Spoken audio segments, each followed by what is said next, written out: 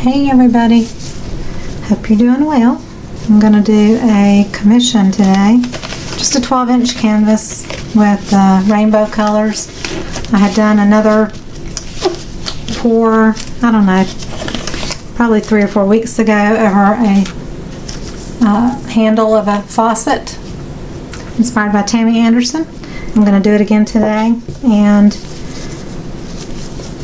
wreck it a little bit. So I just want to go for a nice, colorful, vivid, rainbow colored happy piece. The colors I'm using today are Master's Touch Lake Blue, Ultramarine, those are from Hobby Lobby, Liquitex Basics, Prism Violet, Cad Orange Hue, Liquitex Basics, you can get them anywhere. Dollar Rowney Crimson Red, this came from Walmart. Artist Loft, which is a Michaels product, Deep Yellow. And then I added to all of these Artist Loft Iridescent Medium, a very particular product. You can add it to any color and it gives it sparkle without diminishing the vibrancy of the color. So those are pre-mixed down here, and the ratio is probably 2 parts Floetrol to 1 part paint and iridescent medium. So if I have 2 ounces of Floetrol, I have 1 ounce of paint and iridescent medium. So it makes a total of 3 ounces in the cup. My base coat is going to be my typical Artist Loft Flow acrylic white in a quart. It comes from Michaels.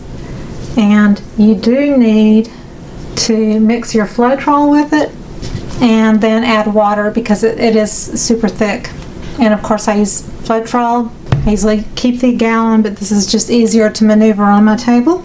So that's in my white container here. So I wanted to show you my new toy. I got me a new stainless steel cake turner. I've wrapped a plastic bag around the bottom to keep it from getting messed up. But I wanted a raised turntable, and it spins a lot, but the turntable I did have is plastic, and as you see it's very flat, and so it sat on the table close to the puddles of paint, and so like you have dried paint on the turntable and sometimes it sticks together. So this works for some things, you know, maybe like tiles or whatever, but not for bigger pieces. I wanted to show you a little trick too. This is a piece of contact paper, and it was on the other piece when I poured the last time. So I thought I could peel it off the contact paper, but I can't. But you can also use it for paint skins, make jewelry with it. The cool part is on the back side it looks even more different. It does have sticky on the back because it's contact paper. So you use contact paper. It doesn't have to be clear. It could be a white color or whatever. This is a great way too to pour your leftover little drips from a cup. And but you have to tape it down because it will curl up. But if you tape this down on something flat, it makes a great way to store your acrylic skins, and you can peel them off the shiny side. I use this also on the back of tiles at times, so there's lots of things you can do with this contact paper.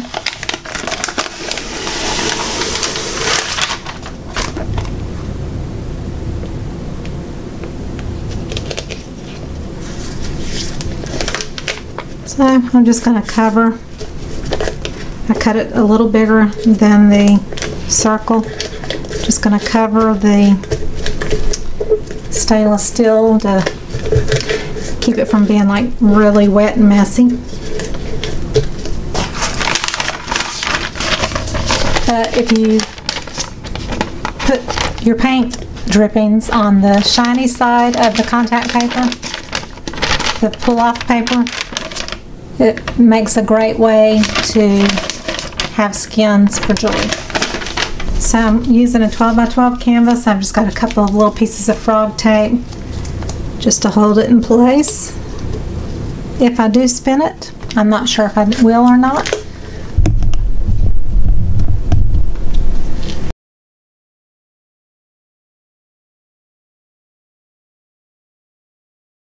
It's roughly somewhere in the center, and that's what's important.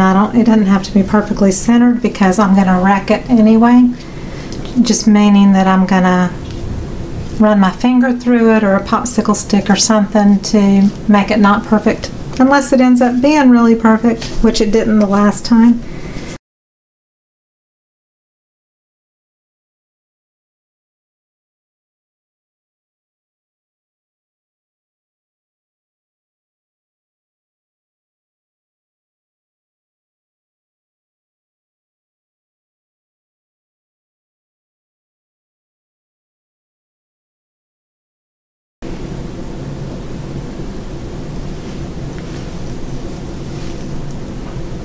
So pretty much like the last one I did for Justin Ann, it was looking pretty much just like this. So I'm going to tilt it a bit just to see if I can get it centered.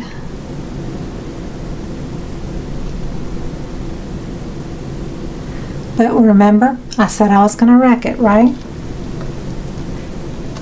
So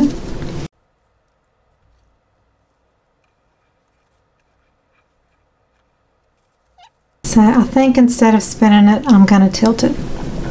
That way I can control kind of the way I want it to go.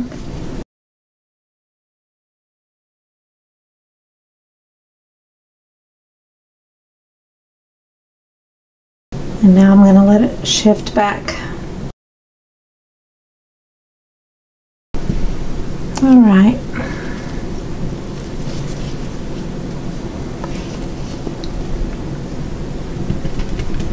I don't have pins on this, so I'm going to put it on cups. I meant to show you the shimmer in the paint up close, just to show you what the iridescent medium looks like. I don't know if you can see in the paint.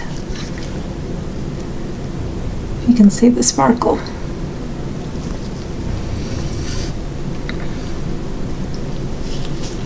So I kind of like this. I wish there was a little bit more blue. Shifting off a little bit more of that yellow there. So yeah, the other one was a colorful, it went out this way, and it reminded me, I said, of feathers, like turkey feathers or whatever. So these are the same exact colors I used before, and I just wanted it to feel kind of like the other one, and it does. So just trying to decide if I want to change anything.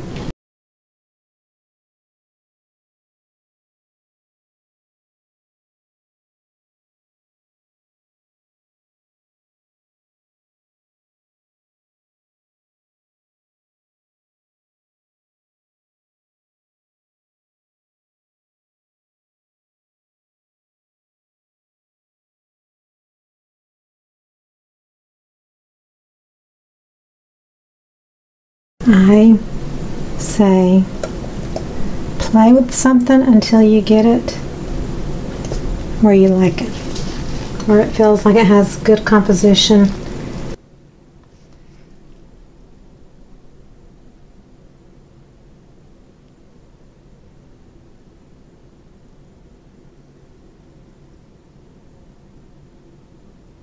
So what I'll do is at the end of the video I'll post a picture of the other painting that she bought from me that she's going to put this one with, so you can see how they will harmonize together. I think it's pretty cool. It didn't turn out anything like I imagined it would, which it never does. So don't be too hard on yourself if your fluid art piece comes out to be different than you expect. That's the nature of the beast with fluid art. So I hope you enjoyed the video, and if you did, please give me a thumbs up, subscribe to my channel, Click on the bell in the bottom right for notifications when I post new videos. Check out all the links below the video where it says show more on your laptop or your mobile devices, the down arrow. And I will see you on the next video. Thanks so much. Bye bye.